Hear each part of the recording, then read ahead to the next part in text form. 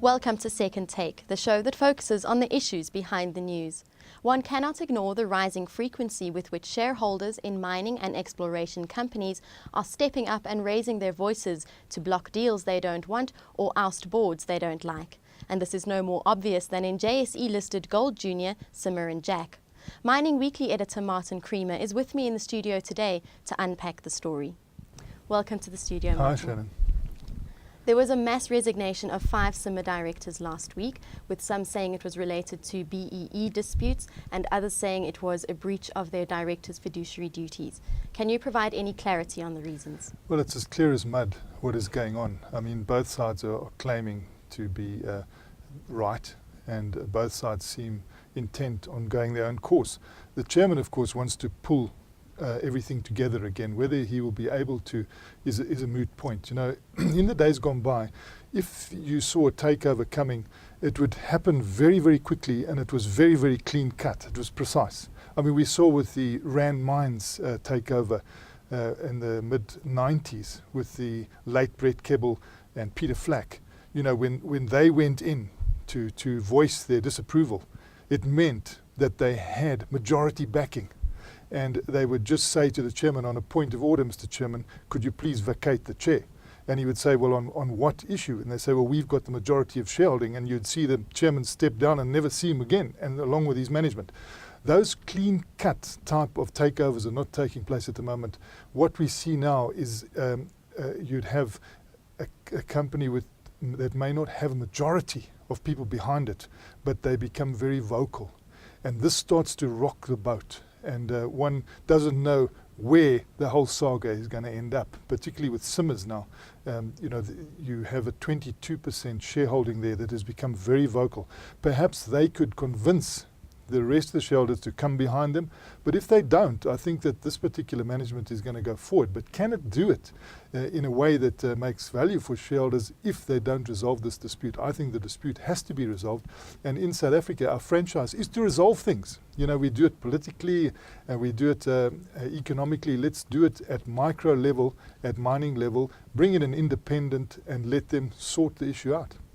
Now, it seems that there's a renewed feeling of deja vu with this confrontation between Simmers and their BEE partner, Vulisango. What's the story? You see, that's the problem. It goes back to early part of 2006 when there was a high court case. There was a lot of acrimony. And, you know, the BEE partner was accused of all sorts of things, including greed. And one doesn't know whether that is can be substantiated. And then there was a calming effect. People agreed and they got going again. But it was short-lived, as we saw, probably tension underlying all the time. So perhaps there's time for a parting of the ways. But the alternative for the sake of shareholders, and one of them stood up from top flight and said, look, this is sickening. I come in, put my money into your company, and you destroy value. You know, that is the whole issue. There are minority shareholders here who have been badly affected, and the big issue is there's national patrimony. You know, the mining rights are held by the state. Therefore, they're held by the citizens of South Africa. If you want to run these mines, run them properly or get someone else to. Very important. Now, do you think there could be any chance that the government will become involved in this battle? There are suggestions. There are strong suggestions that the government is going to become involved. I don't see any entry point, but perhaps there is. Perhaps there is an entry point that I can't see at the moment. But if you look at Vulisango, they've got 22%. That, in other words, Simmers is empowered.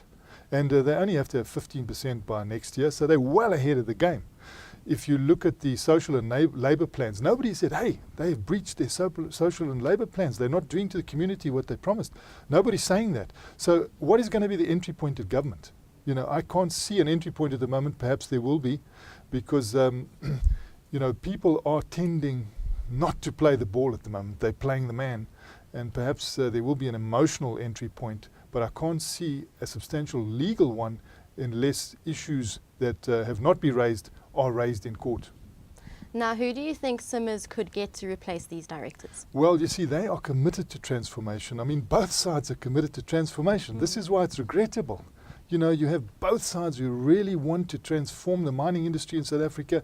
They don't want it to be lily white. They want to bring in other people. And I'm sure both sides have got very good intentions. They've just got different styles. And sometimes you might have a BE partner who's particularly vigorous and it's got its own ideal way of running a business, and they have to be the passenger in the plane. It's very difficult, when you've got a pilot there and you've got to sit as the passenger. If you have very strong views, and maybe this is the issue here, maybe this BE company could run a set of assets better than anybody else, but it needs to have the controlling shareholders. The shareholders need to be behind it. So the jury's still out as to what will happen, but there has been a commitment by Simmers management that they are definitely not going to remain lily white, and they will go out. They've got their headhunters out. They're really trying to select top people to come in and fill those 5 vacant positions, and I'm sure they probably will succeed with that. I can't wait to hear the rest. Thank you very much for your time, Martin. It's a great pleasure, Shannon. That's the show for today. Join us again next time for more insights into the happenings of the mining world.